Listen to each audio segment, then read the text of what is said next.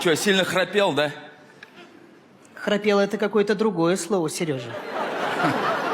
Ты издавал такой звук, как будто бы товарняк с металлической посудой мимо нашей спальни проезжает. Как будто бы лавина на духовой оркестр упала. Как будто бы медведь рычит и срет одновременно, Сережа. Я понял. В микрофон, Сережа. Я понял. Понял.